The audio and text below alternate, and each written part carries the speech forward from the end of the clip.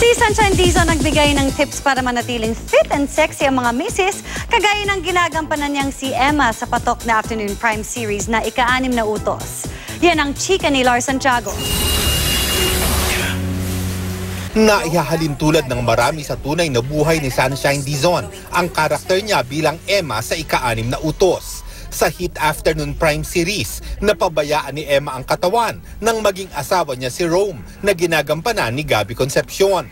Natukso si Rome sa sexing si Georgia, ang papel ni Raisa Senon. Sa istorya, nagpapayat si Emma nang maghiwalay sila ni Rome.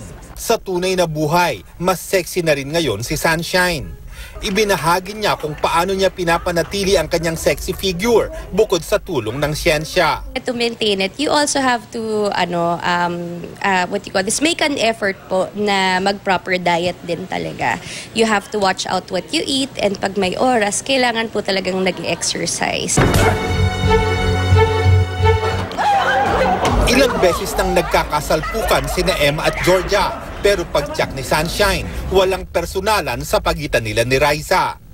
Ang intense scenes, kinikredit ni Shine sa kanilang fight director na si Baldomaro. Lahat po ng stunts namin dito ay talagang pinag-iisipan ni Direk Baldo, and kumbaga safety first parate. So kaya mukhang totoong-totoo pag pinapanood ninyo. Sa istorya ngayon ng ika-6 na utos, naghihiganti na si Emma sa pangaagaw ni Georgia kay Rome.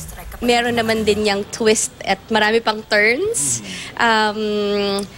Siguro marami pa ring realization si Emma. Hindi natin alam kung may nararamdaman pa rin ba talaga siyang pagmamahal for Rome, or ito ba ipaghihiganti na lang. Lars Santiago, updated sa showbiz happenings.